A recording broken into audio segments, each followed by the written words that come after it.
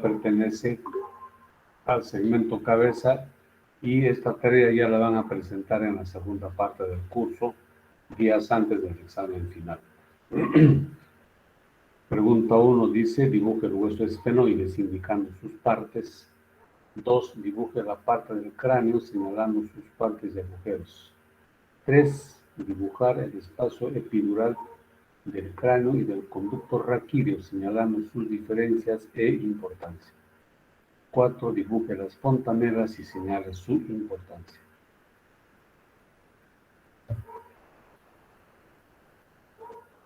En anatomía de superficie, ¿no?, podemos nosotros estudiar los puntos craniométricos que los tenemos acá. Estos puntos craniométricos son el bregma, que es el punto donde se une la sutura sagital con la sutura coronal, es el bregma. Un poquito más atrás está el vértex, que es el punto más alto del cráneo cuando el paciente está en posición anatómica. El lambda es el punto de intersección de la sutura sagital con la lambdoidea. El asterion es el punto de confluencia de las suturas que forman los huesos parietal, occipital y temporal.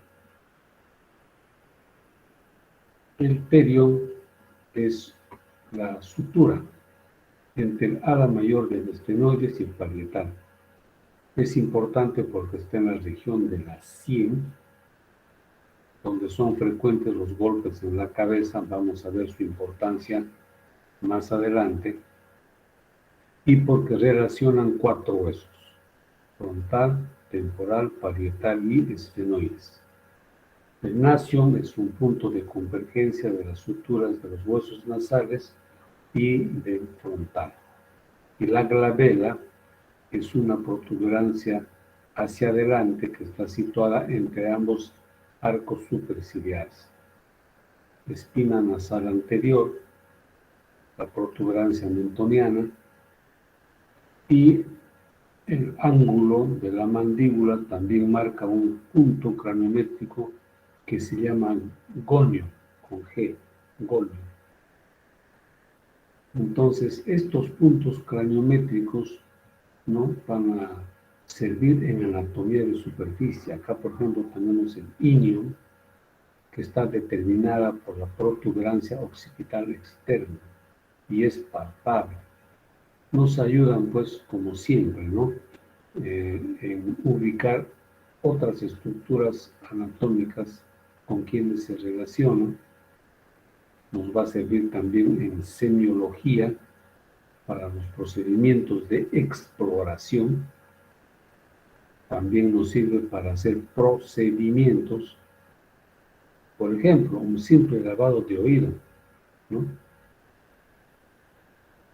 Y finalmente también para determinar por dónde vamos a hacer los abordajes quirúrgicos al cráneo, abordar el sistema nervioso central, abordar el oído, abordar el globo ocular, incluso abordar las arcadas dentarias superior e inferior, abordar la nariz, la cavidad nasal. Para todo eso es, ¿no?, los puntos craniométricos y también los puntos de la anatomía de superficie, que en la cabeza son bastante abundantes. Por ejemplo, el pabellón auricular, que tiene todas sus partes, la boca, labios, comisura interna, externa, filtro, o la nariz, que tiene el vértice nasal, las fosas nasales, las alas de la nariz, los globos oculares con párpados superiores, inferiores, pestañas, cejas, etc. Conforme estudiemos, por ejemplo, globo ocular o oído, vamos a desarrollar un poco más sobre anatomía de superficie. Los puntos craniométricos también nos permiten hacer estudios antropomórficos, ¿no?, de comparación entre razas, de comparación entre cráneos hallados últimamente de hace 5.000, 10.000, 100.000 años, huesos del cráneo y huesos de la cara. Los huesos del cráneo se llaman en conjunto neurocráneo porque contienen al encéfalo, al sistema nervioso. Y los huesos de la cara también se llaman viscerocráneo. Los huesos del cráneo, que son 8 en total, 4 impares y 4 pares, son los huesos que limitan, que forman la cavidad craneal. En cambio, todos los huesos de la cara no forman parte de la cavidad craneal. El neurocráneo está formado por un frontal, un etmoides, un estenoides, un occipital, 2 parietales y 2 temporales. Los de la cara, malares, nasales, lacrimales, palatinos, maxilares superiores, cornetes inferiores, un vómer y un maxilar inferior. Solamente acá tenemos 2 huesos impares. Hay algunas características del hueso así articulado, del cráneo articulado, que son importantes, lo vamos a estudiar enseguida. Aquí, por ejemplo, tenemos el agujero que se llama supraorbital. Aquí tenemos el agujero infraorbital. Y acá tenemos el agujero mentoniano. Y entonces nosotros vemos que si trazamos una línea por los 3 huesos, prácticamente la línea que trazamos las une. Agujero supraorbitario, agujero infraorbitario y agujero mentoniano. Por estos agujeros están emergiendo las ramas sensitivas y terminales de un nervio que se llama tálmico. Son ramas del trigémino. Por aquí están saliendo las ramas sensitivas terminales del nervio maxilar superior y acá lo hace las ramas sensitivas terminales del maxilar inferior. Estas 3 ramas pertenecen al trigémino, es el quinto par craneal. El quinto par craneal tiene 3 ramas, que se puede llamar V1, V2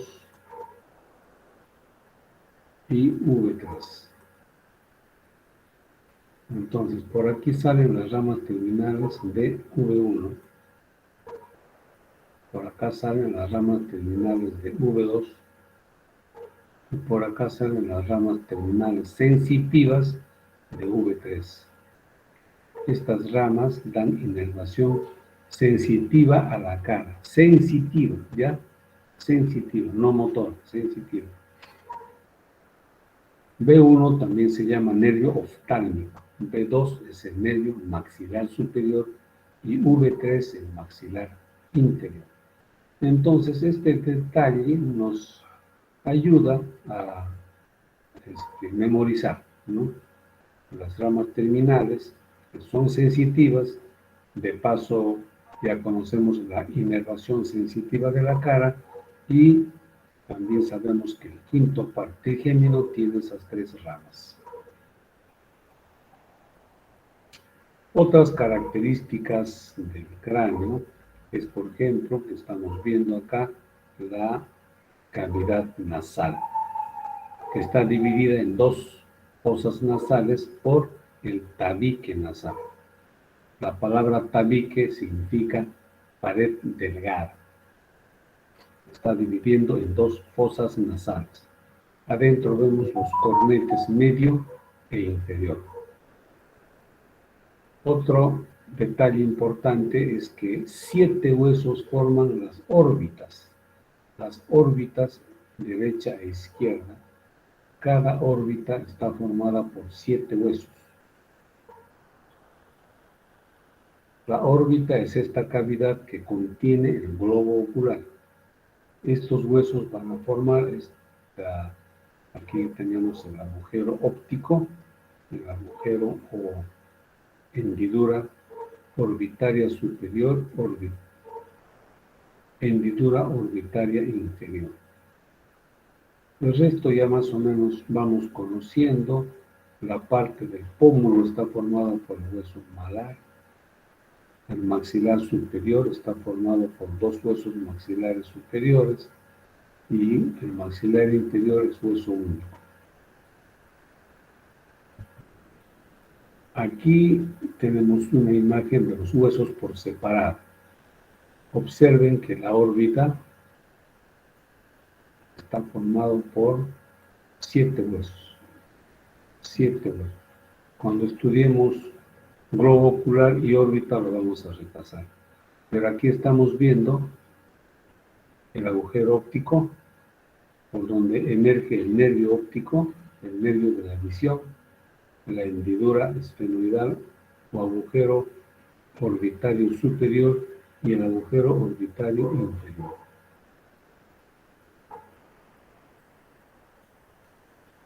Los huesos nasales, y donde estoy poniendo el puntero, es el punto craniométrico que se llama nacio. Agujero orbitario superior, agujero orbitario inferior, agujero mentoniano. El tabique nasal, cornete superior, cornete medio.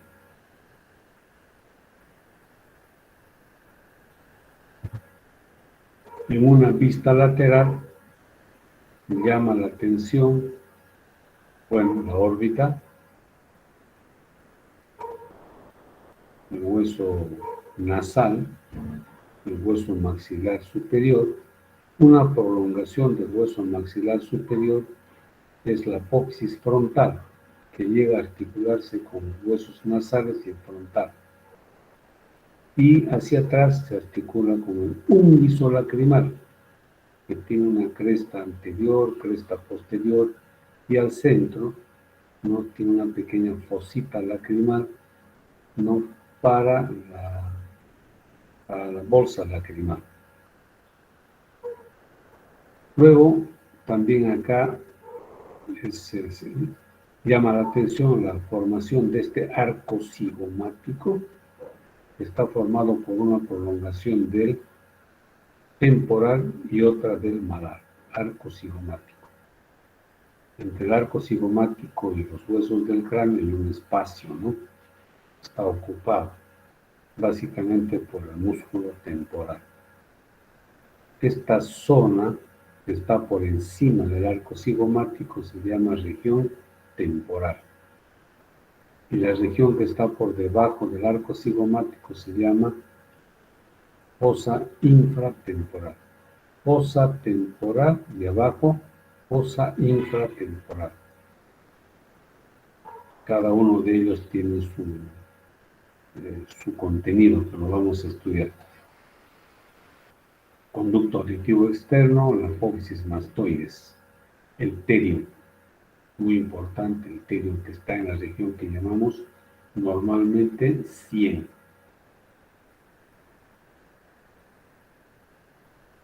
Una base del cráneo vista por fuera.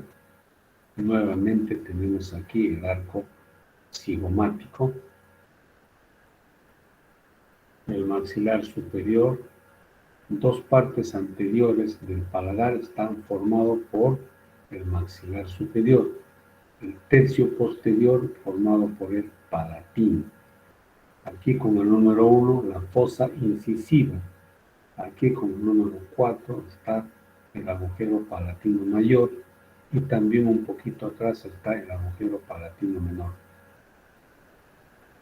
Estos orificios que comunican la fosa nasal con la nasofaringe son las oanas. Al centro está el tabique nasal y aquí se ve el hueso Bomer, que forma parte de ese tabique. La apófisis mastoides, la apófisis estiloides, y entre los dos la apófisis el agujero estilomastoideo, por donde emerge el nervio facial. Con el número 42, el agujero rasgado anterior. Más atrás tenemos el agujero por donde ingresa la carótida interna y un poquito atrás la fosa o agujero yugular, por donde emerge la vena yugular interna acompañado de 3 nervios craneales de trayecto cervical. Luego acá tenemos el agujero oval, el agujero espinal o redondo menor. Este agujero redondo menor es importante, por aquí ingresa la arteria meningia media, ¿no? Aquella arteria que se puede romper con un golpe en la cabeza. El arco cigomático.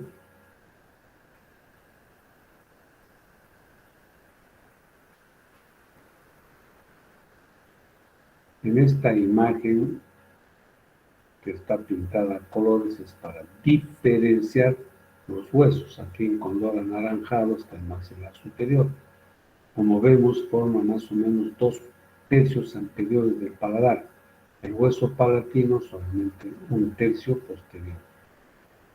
Todo lo que está pintado con color azul, este de acá, es el estenoides, que tiene forma de murciélago.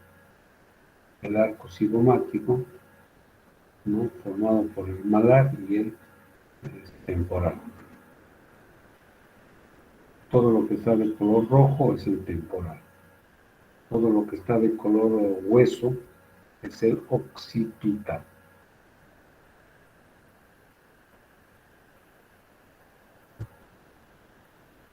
La base del cráneo, pero vista por dentro. Esto de acá podemos verlo mejor en esta imagen. La base del cráneo se divide en una fosa craneal anterior, una fosa craneal media y una fosa craneal posterior. Divididas por estas líneas imaginarias, están trazadas al centro por el surco prequiasmático y a los costados por el borde posterior de las alas menores del esfenoides. Esta línea entonces divide la fosa craneal anterior de la fosa craneal media. Y esta a su vez se limita con la fosa craneal posterior por una línea que une las apófisis clinoides posteriores y se prolonga hacia atrás a través del borde superior de la porción petrosa del temporal. La fosa craneal posterior está ocupada principalmente por el cerebelo. En la fosa craneal media, en el plano medio, está la hipófisis. En la fosa craneal anterior, a ambos lados, estamos viendo el techo de la órbita, que está formado por la apófisis orbitaria del frontal. Al centro vemos parte de este hueso que se llama etmoides. Justo en el plano medio tiene una apófisis en forma de cresta de gallo, por eso le han puesto apófisis cristagal. A ambos lados tiene una lámina cribosa que consiste en un sinnúmero de pequeños agujeritos que sirven porque por allí pasan las fibras del nervio olfatorio.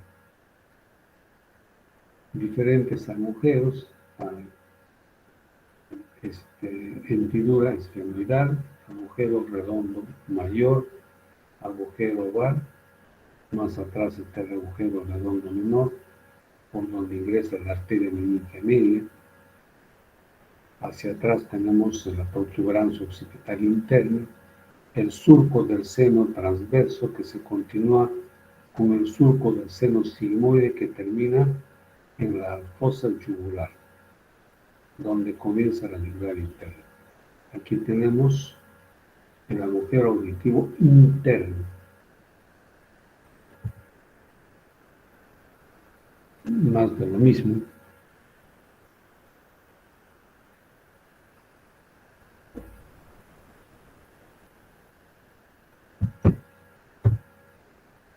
El cráneo en una vista posterior, la sutura sagital.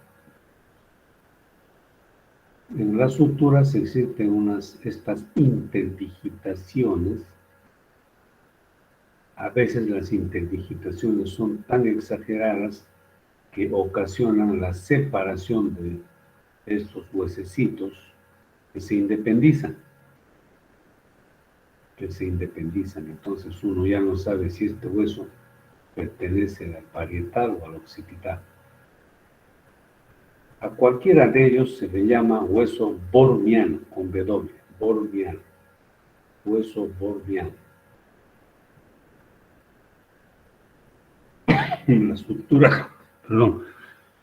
La sutura sagital y la sutura coronal. Es el hueso frontal, parietal y atrás el occipital. Las fontanelas. Este es el dibujo de un cráneo de un recién nacido. De un recién nacido. Entonces, los huesos no están soldados entre sí, así como ocurre con los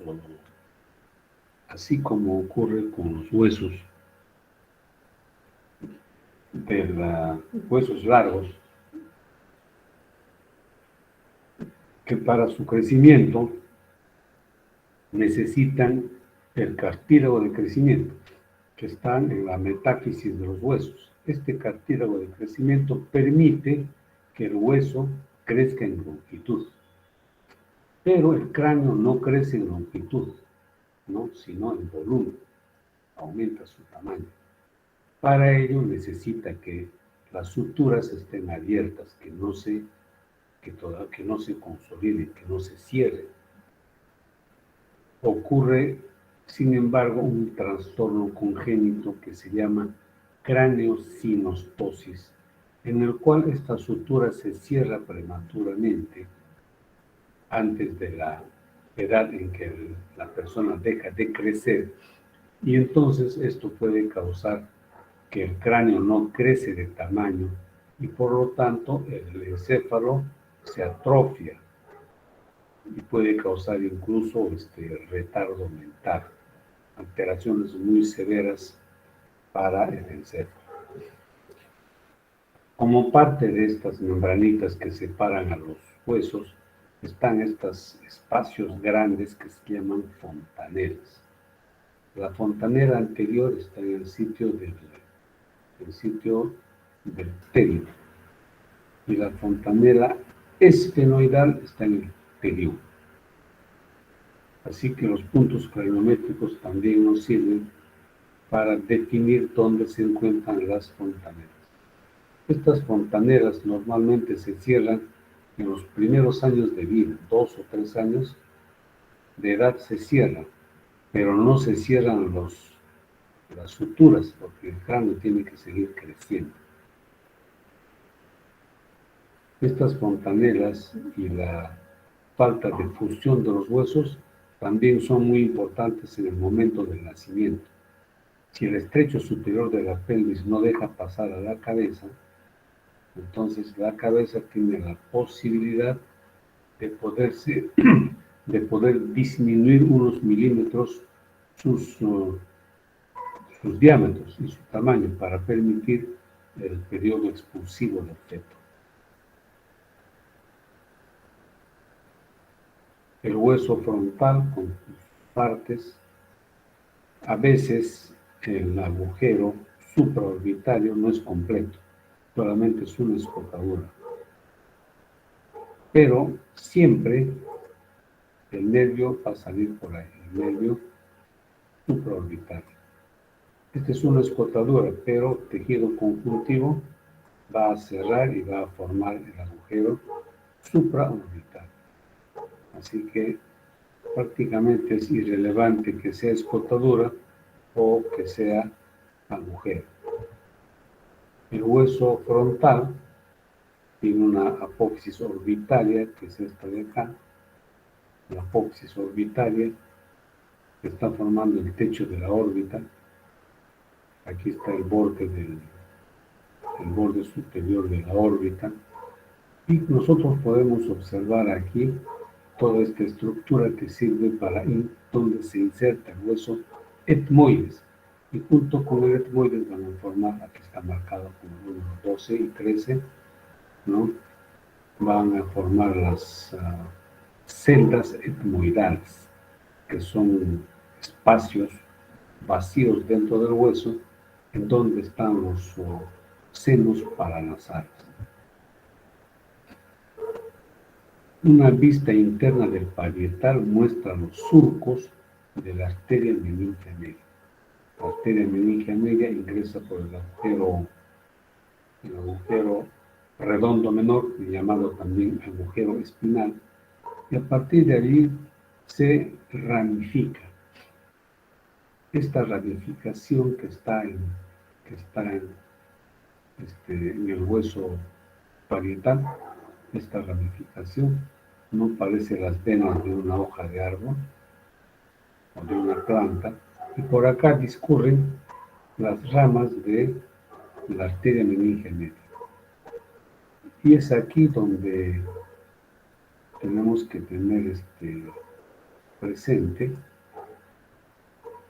En la parte de la sien puede haber una fractura y se pueden romper las ramas de la meningia media, lo que puede causar hematoma epidural como consecuencia de un traumatismo encéfalo-craneal. Aquí tenemos el sustrato, la base anatómica para ver esto. Esta es la arteria carótida externa. Una de sus ramas es la maxilar interna. Es una arteria que da entre 15 y 17 ramas. Una de ellas, por ejemplo acá, es la dentaria inferior y otra es la meningia media. Esta meningia media ingresa al cráneo por el agujero redondo menor y allí se ramifica. Como ven, esta arteria es responsable. Esta arteria no va a irrigar el tejido nervioso. Para irrigar el tejido nervioso están el tronco basilar y están las carótidas internas. Esta arteria meningia media irriga la dura madre.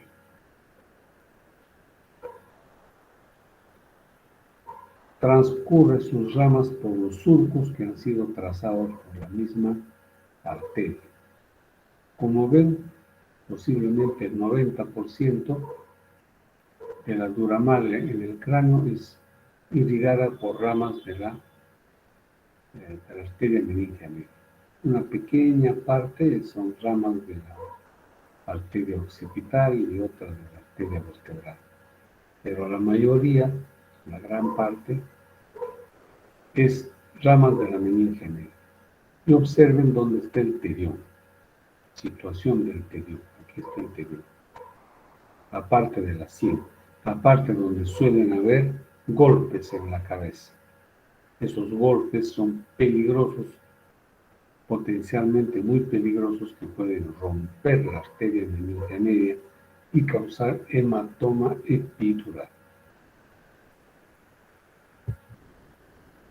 Esta es una imagen donde puede verse la dura madre y la arteria meningia media. Otra imagen donde puede verse los diferentes huesos que forman la bóveda craneal, la cavidad craneal, frontal, parietal, esfenoides, el hueso temporal y el occipital.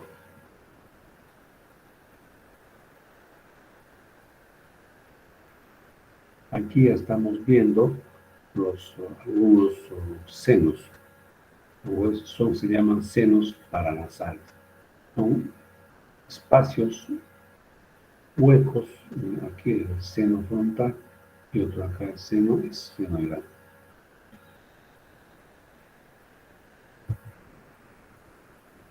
El hueso etmoides, que es un hueso impar del neurocráneo, es este de acá, el hueso etmoides. Para comprender su anatomía, existe este dibujo esquemático que nos muestra las partes del hueso etmoides. Está formado por estas estructuras que se llaman masas laterales, una a cada lado, masas laterales. Estas masas laterales contienen en su interior orificios, huecos, que se llaman celdas etmoidales, que contienen a los senos paranasales del etmoides. Hacia arriba están unidos por esta lámina horizontal que se llama lámina cribosa. Ya lo hemos visto en la base del cráneo, en la fosa craneal anterior, la apófisis cristagali y la lámina cribosa, que es atravesada por los filetes nerviosos del nervio olfatorio. Justo por debajo y acá arriba donde estoy señalando están las terminaciones nerviosas del nervio olfatorio en una superficie que se llama epitelio amarillo, que es donde comienza el nervio olfatorio, para el sentido del olfato. Aquí tenemos la lámina perpendicular del etmoides, que forma parte del tabique nasal, aquel que divide en dos partes, en dos fosas nasales. De las masas laterales se proyectan estas prolongaciones laminares, que son los cornetes. Estos cornetes están cubiertos y tapizados por mucosa nasal, y lo que hacen es ampliar la superficie de la mucosa nasal para que el aire que entra se pueda calentar en una mayor superficie, dado que estos cornetes son bastante vascularizados. Las láminas externas, la pared externa de las masas laterales, se llama lámina orbitaria porque limitan la órbita. Aquí tenemos la órbita de un lado y la órbita del otro lado. Todo este esquema, ¿no?, es un dibujo que nos da una idea de cómo es el hueso etmoides. Aquí tenemos la apófisis cristagali, la lámina cribosa, la lámina perpendicular, las masas laterales, las celdas etmoidales. El hueso esfenoides en una vista anterior, en una vista posterior, en una vista lateral. Es por eso que acá tenemos lo que se llama el rostro, de donde se proyecta su ala menor y ala mayor del esfenoides. El ala mayor del esfenoides está formando también parte de la órbita. Hacia abajo tenemos algunos agujeros, y más abajo, como si fueran las patitas del murciélago, están estas estructuras que en conjunto se llama apófisis pterigoides. Un ala interna, un ala externa. El ala interna termina en un pequeño gancho. Si nosotros vemos el esfenoides de costado, vamos a poder apreciar principalmente el apófisis clinoide anterior, apófisis clinoides posteriores. Hay dos apófisis clinoides anteriores y dos posteriores. Al centro está la silla turca, ¿no?, que contiene a la glándula hipófisis. Con el número 20 es la lámina cuadriláteral. Hacia abajo otra vez las apófisis pterigoides del esfenoides. Ese es el hueso esfenoides, ¿no?, como para estudiar sus partes. Esta es la visión anterior, y esto se llama rostro. Y esto es la parte de la órbita, los apófisis pterigoides. El hueso temporal tiene tres porciones que se pueden ver acá. La porción mastoidea, la porción escamosa y la región petrosa. Acá podemos verlo. Esta sería la porción mastoidea, que contiene a la apófisis mastoides, la porción escamosa y la porción petrosa.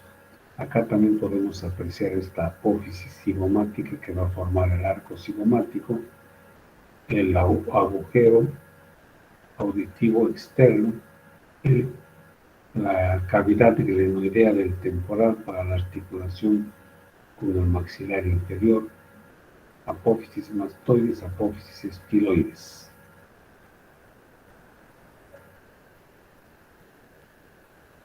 En la porción petrosa se puede apreciar aquí el agujero auditivo interno.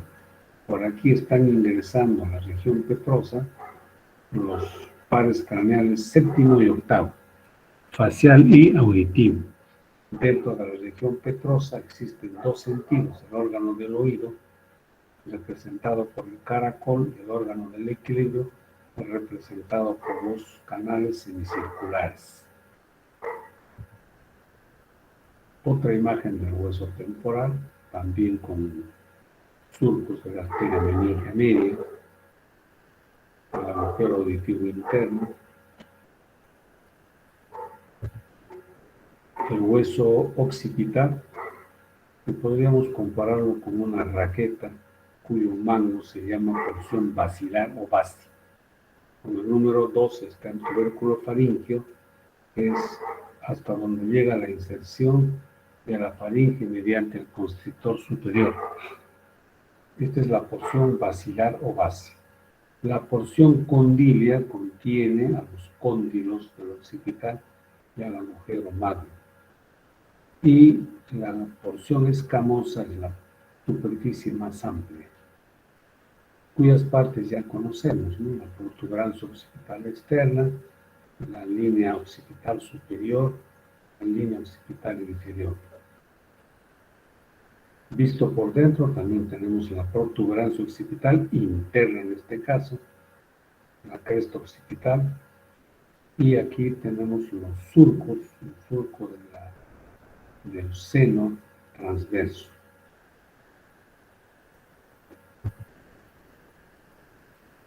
El maxilar superior y el palatino.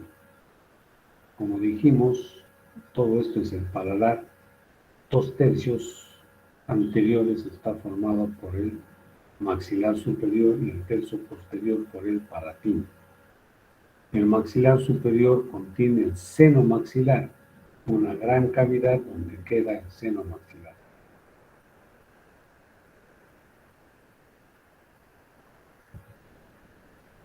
El hueso Böhmer, en una visión anteroposterior y en una visión de costado. Su lámina va a contribuir a formar el tabique nasal junto con la lámina perpendicular del etmoides.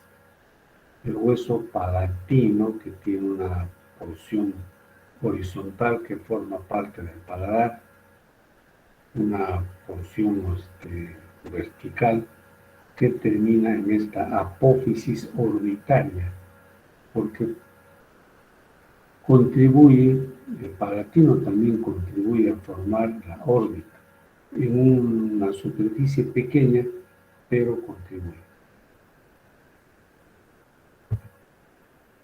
El cornete inferior es un hueso independiente, pero que se articula perfectamente con el etmoides para formar el cornete inferior.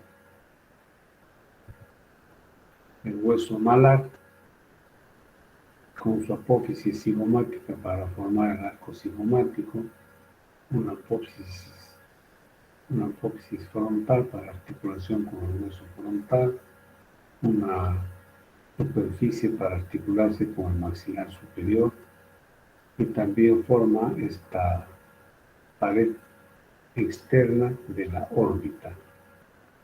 Es el hueso malar que forma el pómulo.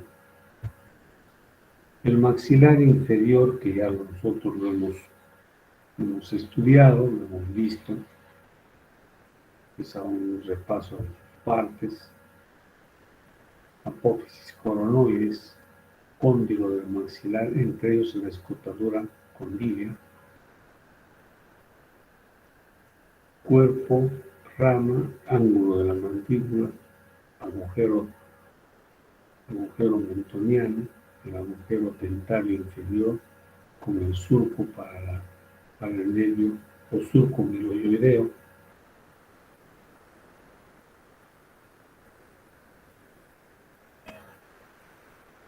la línea oblicua, se puede ver acá la línea oblicua como el número 6,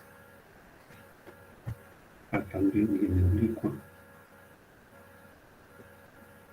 Cuando hagamos músculos de la masticación vamos a ver, por ejemplo, el macetero. Esta es la inserción del macetero, inserción del músculo temporal, otro músculo de la masticación.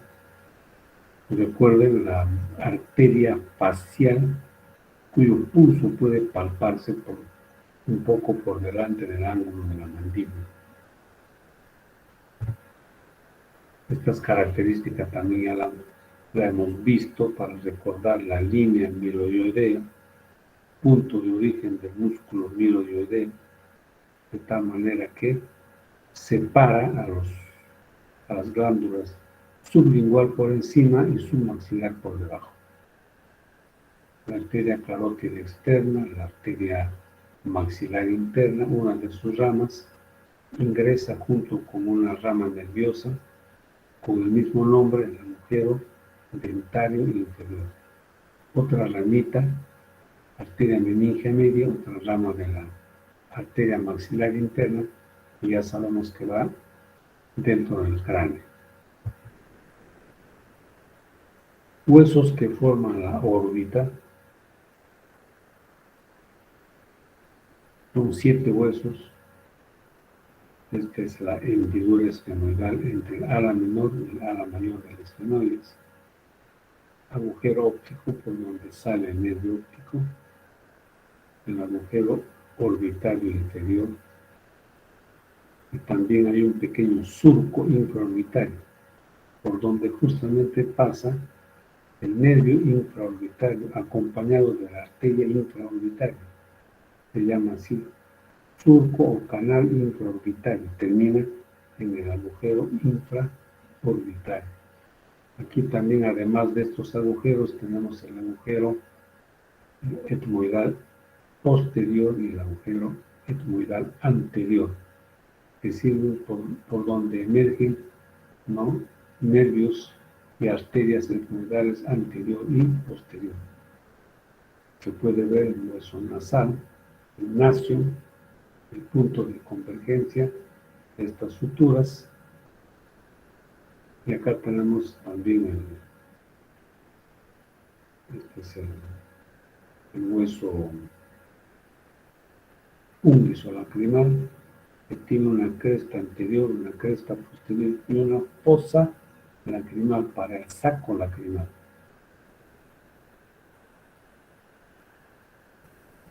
Los senos paranasales son orificios, son huecos, son espacios dentro de huesos que colindan con la nariz. Por eso se llaman paranasales. Estos pertenecen al frontal, son senos frontales. Los de abajo pertenecen al maxilar inferior, son senos maxilares. Con rayitas, los senos etmoidales y abajo el seno esfenoidal. Esta imagen nos sirve para poder interpretar una imagen radiográfica en caso sospechemos de sinusitis. En un corte longitudinal del cráneo podemos ver con el número 13 el seno frontal. Aquí tenemos la silla turca y por delante el seno esfenoidal. Con el número 17, una gran cavidad del maxilar superior, el seno maxilar. Y finalmente las celdas o senos etmoidales, que se dividen en senos etmoidales posteriores y senos etmoidales anteriores. En conjunto son senos etmoidales. Los senos paranasales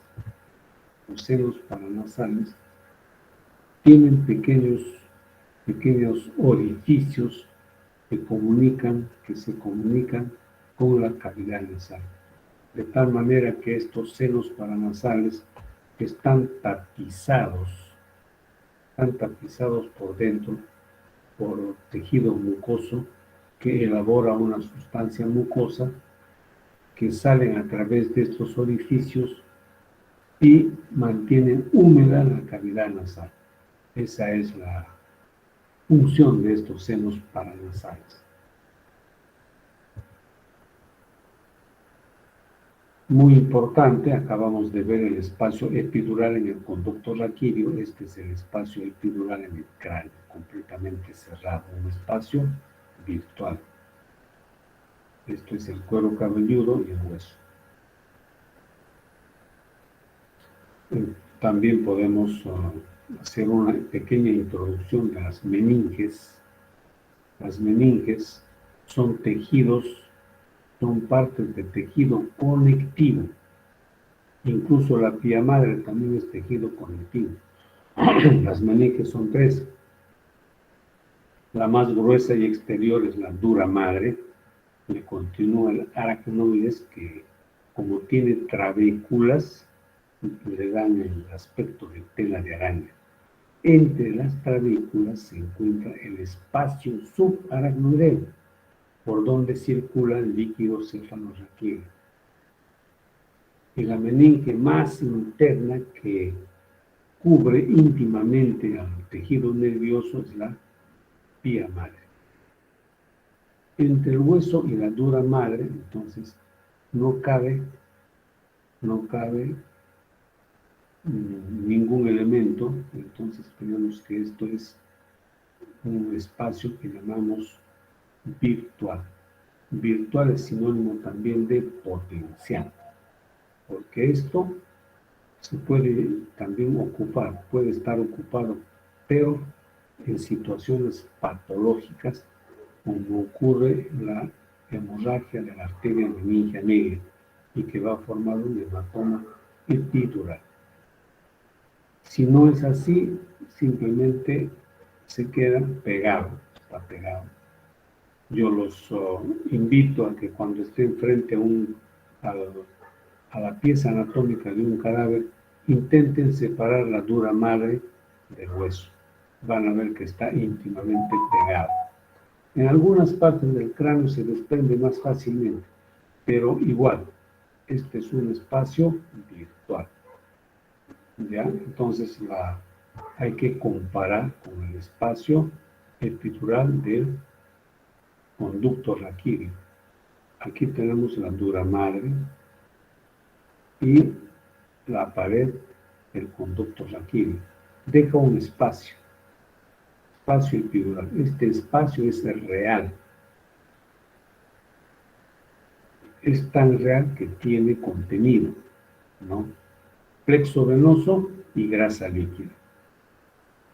Aquí tenemos la dura madre en marrón oscuro, y más atrás la pared del conducto raquídeo.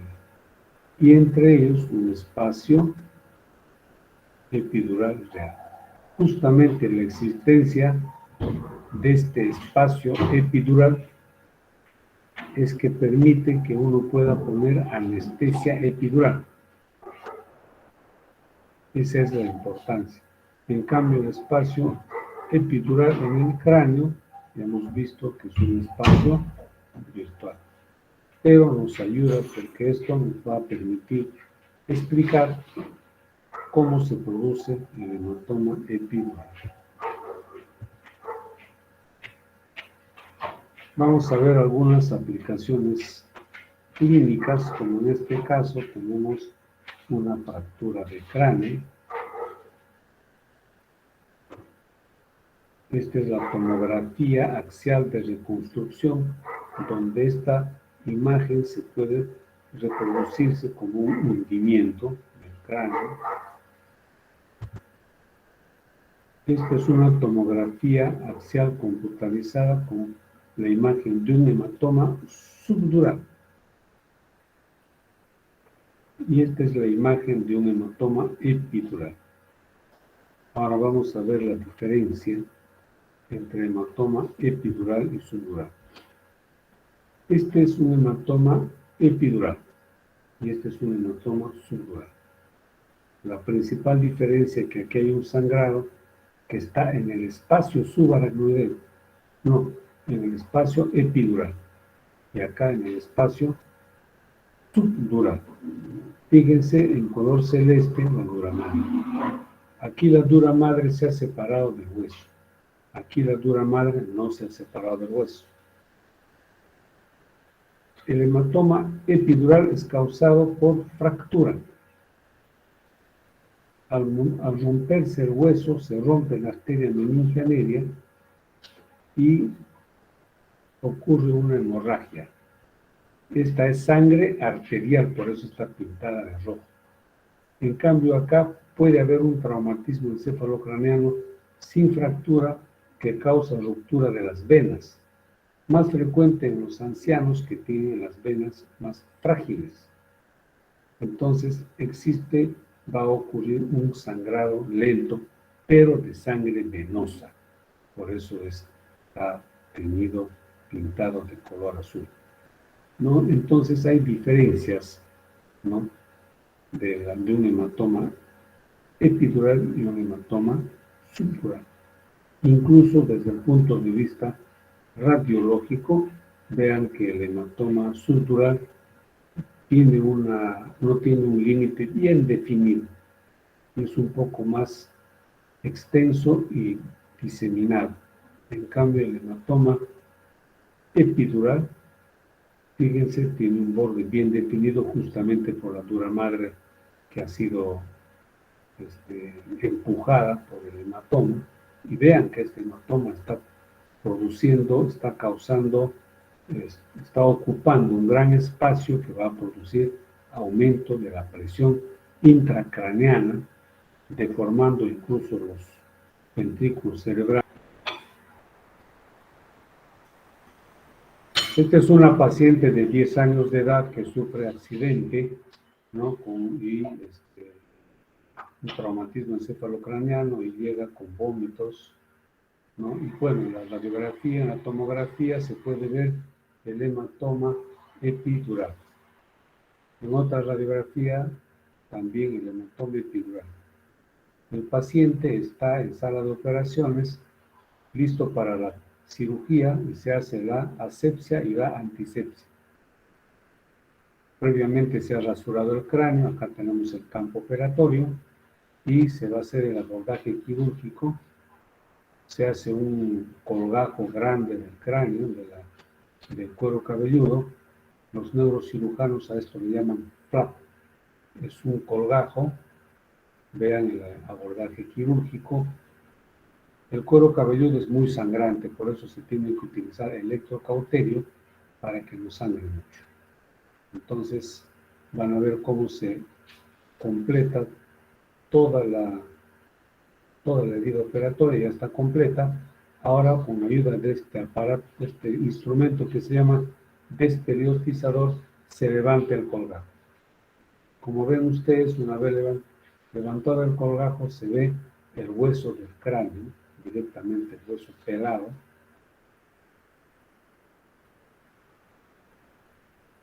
Una vez que se termine, ya nosotros estamos viendo hacia donde estoy apuntando con la flecha, con el indicador, en la zona de la fractura del cráneo, acá arriba.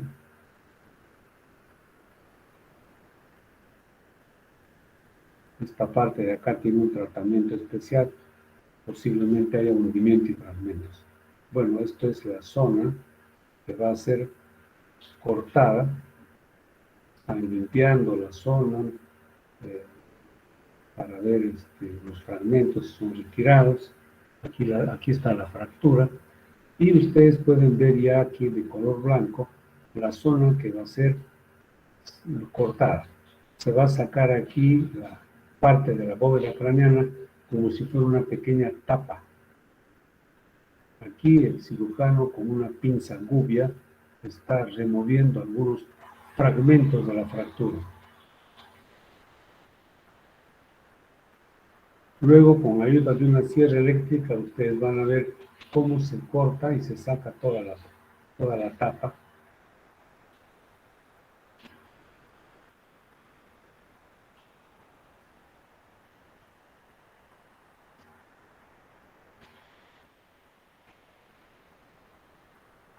Siempre aplicando suero fisiológico para limpiar y poder ver mejor.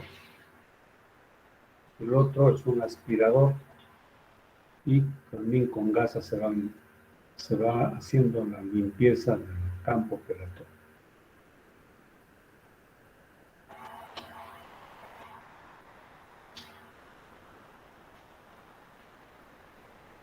Esta es una sierra con la cual se va a cortar y se va a sacar más o menos una extensión, calculo, de unos 8 centímetros de diámetro. Fíjense, es una sierra eléctrica y ya se ha cortado todo y ahora se saca. Ustedes tienen ahí el hematoma epidural. Gran cantidad de sangrado, coágulo, que tiene que ser removido.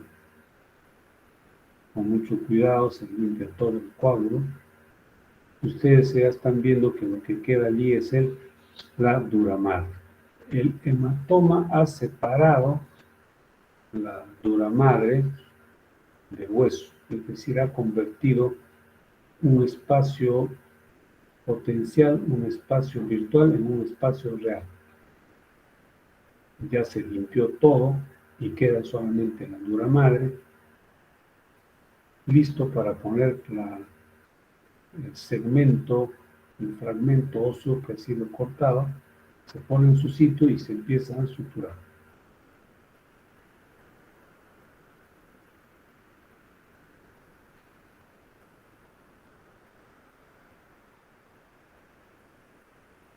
Una vez que se termina de suturar, lo único que queda es ahora cerrar o poner a su sitio el colgajo y suturar, y suturar.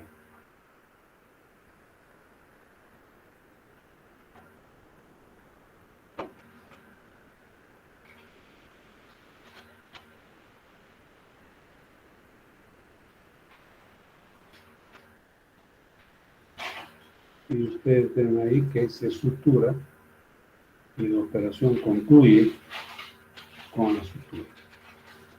Y es una operación, en verdad, de planeamiento quirúrgico bastante sencillo, diría yo. Terminó la operación, el paciente, al final de la operación, una tomografía de control donde se ve que ya ha sido resuelto el hematoma, otra TAC de reconstrucción donde puede verse el segmento. Tiempo operatorio 2 horas, sin complicaciones, sangrado intraoperatorio 180, no necesita cuidados intensivos, recuperación neurológica integral. Una niña recuperada al 100% desde el punto de vista neurológico. Como les decía, esta operación es la más frecuente